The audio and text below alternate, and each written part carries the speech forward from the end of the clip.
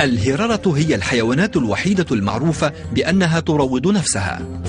لم يروض أسلافنا هذه الحيوانات، وعلى عكس الكلاب فهي اختارت أن تعيش مع البشر، ولقد نسبها هذا للغاية. الآن تعيش أكثر من 600 مليون هرة في المنازل في 6 قارات، وقد تكون الحيوان الأليف الأكثر شعبية في العالم. لكن متى تحولت الهرارة من الحيوانات البرية إلى تلك الصديقة للإنسان؟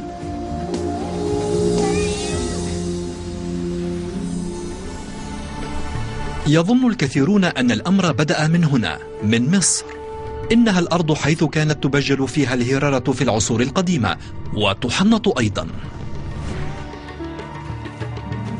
قد تبدو هذه الهرارة الماكرة الموجودة في مأوى في القاهرة كتلك الموجودة في حيكم، إلا أن بعضها يسمى ماز، وهي من نسل يعتقد بأنه ينحدر مباشرة من هرارة الفراعنة. كان المصريون يرحبون بالهرارة البرية الصغيرة في مساكنهم لتحد من وجود الجرذان، وأخيرا هكذا جرت عملية نقل هذه الحيوانات المفيدة إلى بلدان العالم، لكن لا دليل على ذلك.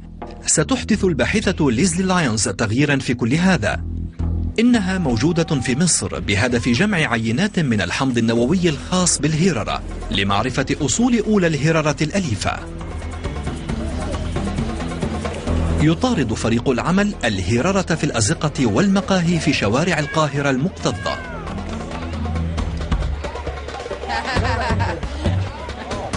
وللحصول على الحمض النووي يمسحون اللعاب من خدود الهرارة بالقطن. اهدئي قليلا. في بعض الأحيان سيضطرهم الأمر إلى اللحاق بالهرارة في الأسواق المصرية إن أرادوا أن يثبتوا صحة نظريتهم. وأخيرا يجمع فريق ليزلي العينات المطلوبة بكميات هائلة من 89 هرة مصرية. وبصدور النتائج دحضت الشكوك، وتأكد أن كل الهررة في مختلف أنحاء العالم بمختلف أنواعها وألوانها قد نشأت في مصر وأجزاء أخرى من الهلال الخصيب. والآن بعدما نجح الأمر بإمكان الجميع أن يستريح.